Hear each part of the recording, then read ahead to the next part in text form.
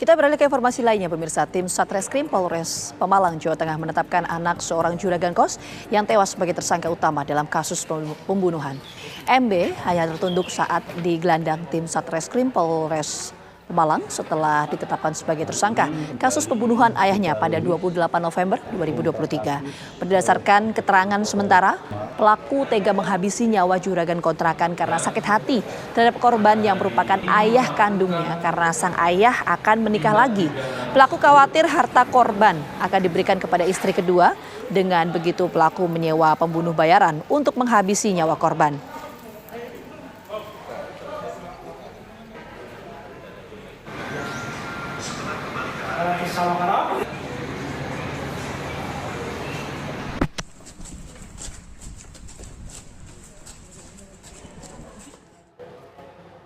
Untuk mengetahui informasi terkini terkait kasus pembunuhan juragan kos yang dilakukan anak kandungnya sendiri, kita sudah terhubung saat ini bersama dengan narasumber kita.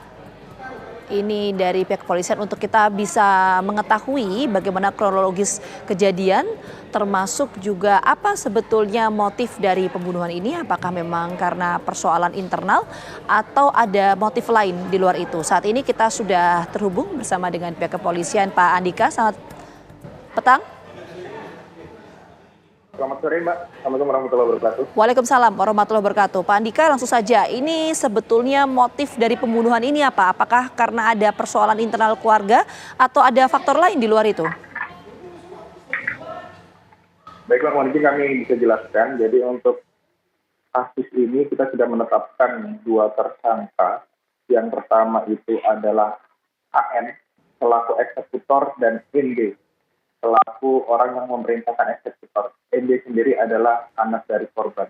Untuk motif sendiri, AN selaku eksekutor itu dia motifnya adalah ekonomi karena yang bersangkutan butuh dana karena sedang terlilit hutang, jadi membutuhkan dana. Kemudian untuk tersangka ND yang ada anak korban, jadi ada beberapa konflik di keluarga sehingga dia melakukan hal tersebut karena keluarga ini juga dari keterangan saksi di sekitaran TKP kurang harmonis. Kemudian si anak ND dia meminta bapaknya untuk merestui dengan kekasihnya namun tidak direstui. Lalu ada beberapa permintaan lain yang tidak diberikan oleh bapaknya. Demikian, Pak.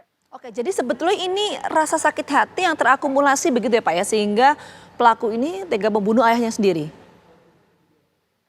Iya Mbak, dari beberapa keterangan saksi yang sudah kita periksa baik kerabat maupun keluarga inti, memang korban ini sudah sekitar 2 tahun lebih tidak tinggal bersama keluarganya. Korban ini tinggal sendiri, kemudian ada beberapa konflik internal dalam keluarga. Oke, Pak, kalau informasinya itu kan ini pelaku menggunakan jasa pembunuh bayaran, artinya memang ini pembunuhan sudah terencana sejak lama atau seperti apa? Memang dari keterangan yang sudah kami periksa, tersangka ini memang sejak beberapa minggu yang lalu sempat meminta untuk si ND, meminta untuk AN untuk melakukan pembunuhan tersebut. Sekitar tanggal 3 November, mereka berdua bertemu, kemudian meminta untuk AN untuk melakukan eksekusi kepada bapaknya. Oke, pembunuh bayaran yang diminta oleh pelaku ini apakah memang ada hubungan kekerabatan atau seperti apa, Pak? Mereka ini saling kenal, Mbak. Jadi AN dan ND ini memang teman sejak sekolah, di SMP mereka berkenalan. Dan awalnya AN memang datang ke rumah ND untuk meminjam sejumlah uang. Setelah uang itu diserahkan, ND memberikan opsi untuk memberikan dana lebih asalkan dia melakukan tindak pidana tersebut. Oke, nah yang mendasari pembunuh bayaran tersebut akhirnya mau menuruti perintah pelaku itu apa, Pak? Karena dia butuh uang, Mbak. Karena dia butuh uang. Dia terlilit hutang, hutangnya ada banyak.